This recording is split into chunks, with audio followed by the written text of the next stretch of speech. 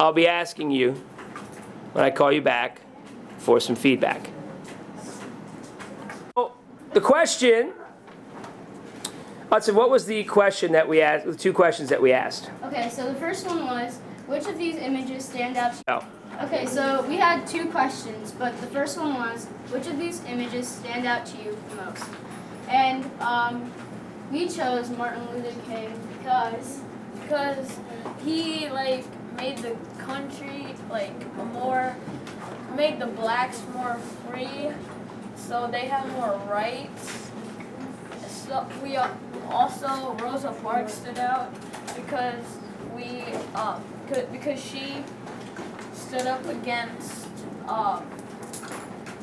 discrimination and how the people on that bus, they told her to sit in the back and she refused. She might have gotten kicked out of that bus, but still she made her point, stop from the African Americans to go on that bus until the metro, or how they called it back then, told them that they can ride the bus in the front. Okay, so the second question is, would it be appropriate to place Ben Carson on this montage? And we didn't think. Yeah, we didn't think.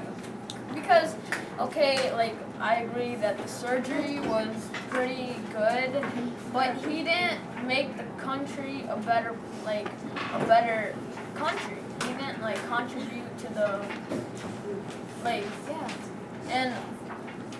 but the surgery was actually amazing, but, Let's if you differ. Yeah, no, I don't differ, but I'm gonna add on to what he's saying. And you have some evidence? Yes, I do. Okay. Okay, so actually I'm gonna go from the front of the book. Go. Yeah, I get that he has problems because of his dad leaving him, but also his mother has been helping him. Martin Luther King, he's been going through discrimination. It's very sad. Even Rosa Parks, they're both going through horrible stuff. I mean, they got discriminated from buses. They've been left out on so many things. I mean, yes, Ben Carson did that, but he had more chances of success in his life. He didn't get to choose. Martin Luther King, he didn't get to choose what college he went to. You know, you can't just go to one college if you were him back then. Now Ben Carson, he went to Yale, and see, I'm pretty sure back then he wasn't allowed to go to Yale. Martin Luther King wasn't allowed to go to Yale. So I think Ben Carson, he has more chances in his life than Martin Luther King or Rosa Parks. Okay, thanks. Oh, Yuan has a little counter argument here. You have to answer the question. No, you don't have to answer the first part. Just get into why you differ in your opinion. So, Nice and loud. I do think that Ben Carson should be in this montage because, think about it.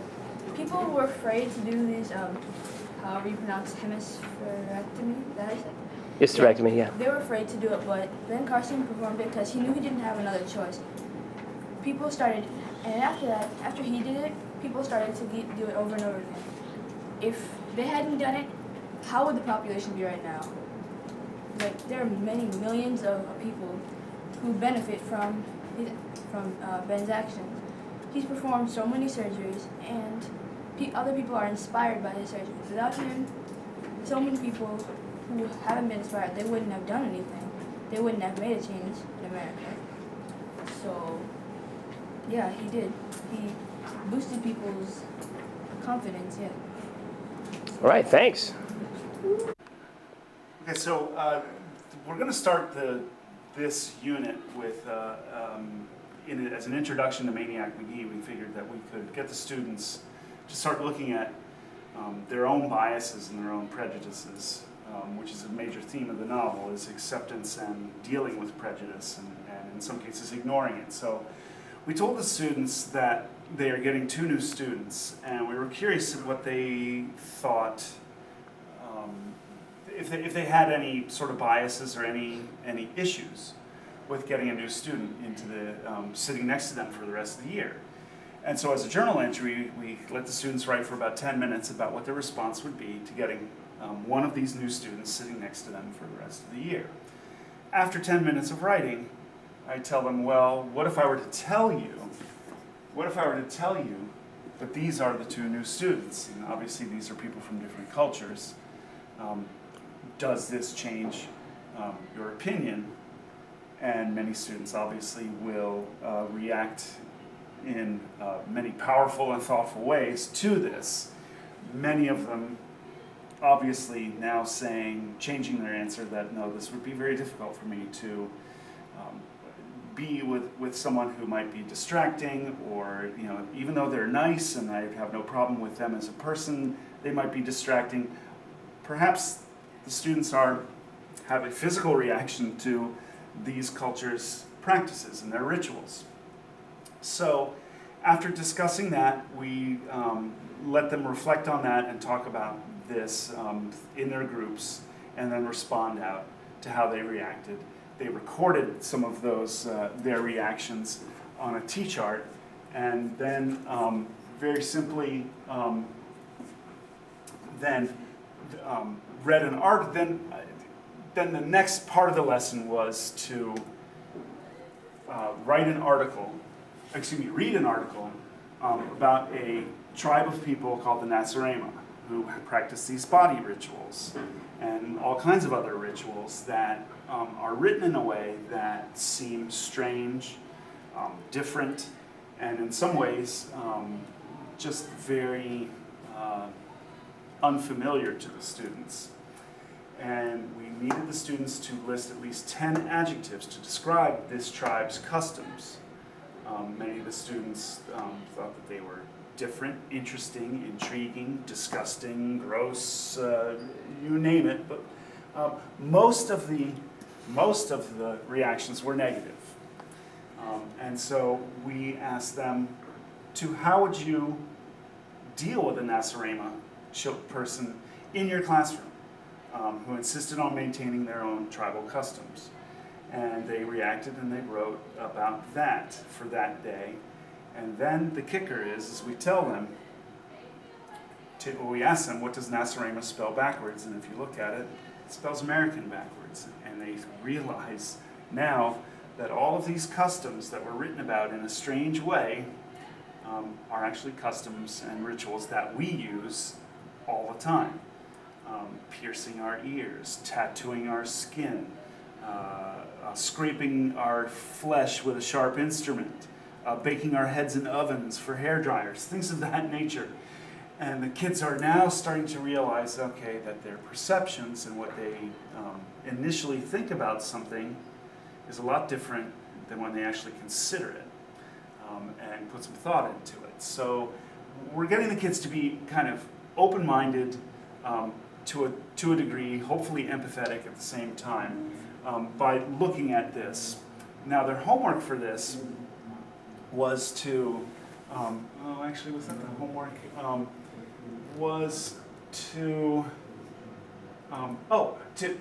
based on your reaction and prejudice, write another type of ritual that would seem different to another Banneker student.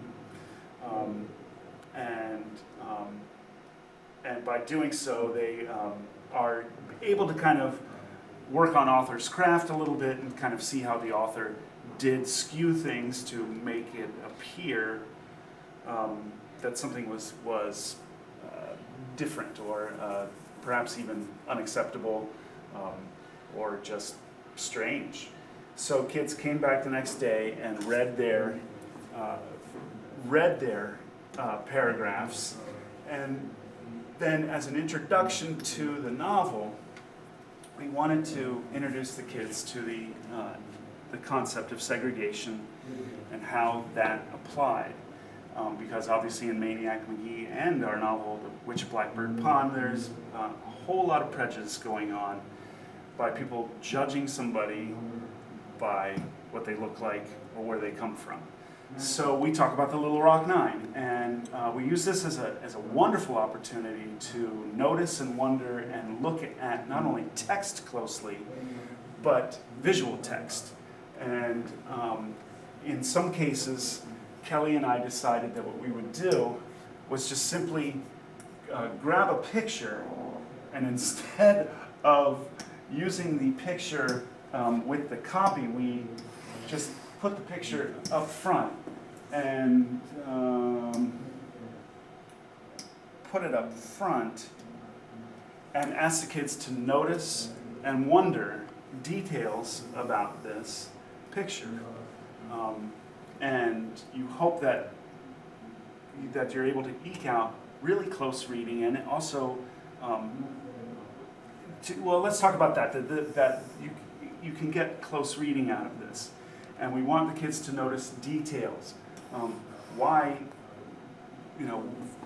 the soldier. Kids might notice that this soldier here is putting his hand to his chin. And that these are actually even soldiers, and it is soldiers and purely African American people. Where are they leaving? How can you tell? What are the things that, what is the time period? All kinds of things that we want them to look at and notice. I'm noticing that everybody's wearing dresses. I notice that there are soldiers. I notice that there are stairs. There are many things that kids can notice, and then they might wonder, well, why do soldiers have to be here? Why are they all looking in one direction? I wonder if these are kids that are going to a public school or a private school. There are many things that can be wondered here. But the real kicker, we thought, was, okay, so now that you've noticed and you've wondered these things, in a T-chart, what can you infer from all of this? What do you get? They noticed that in a clip that we saw of the Ernest Green story, that the Little Rock Nine worked together. They noticed that the Nine were discriminated against. They weren't allowed in any of the clubs. They wondered why did they need to stay together? Do some families not want them to go to school? And as they begin to discuss this in their groups and share out, they begin to make inferences. And these are some of the inferences that this one period came up with, is that a group is more powerful than one person. Teachers wouldn't let them in class, so the Nine would want to leave. So the idea of sacrifice comes out of that, and they understood by noticing and wondering and looking at visual text, looking at actual text, and a movie clip. This is what they're getting out of all this. That change can always happen. We don't have to accept the facts of life. So the idea then will be that with all of this information, all the things in their journals, they should be able to write a very thoughtful and powerful written response, which we have later in the thing, and we just want them to compare and contrast their response toward the Nasarima people and the community's reaction to the Little Rock Nine. And by doing that, we want them to analyze their treatment and attitude. That comes all from their T-chart of the Nasarima people. To use the adjectives that they have regarding the Nasarima, use that as a resource. And we made the criteria for success relatively vague, but at the same time purposeful, in that we want them to use their T-chart. We want them to also make that they thoughtfully apply those adjectives to the movie clip they saw of Ernest Green. And we want them to use specific examples, obviously, from the article, the movie clip, and the pictures that we saw. Pulling details and evidence from all those sources to support whether or not their reaction was similar or different. We are finding already that as we're just starting this is very rigorous and very challenging.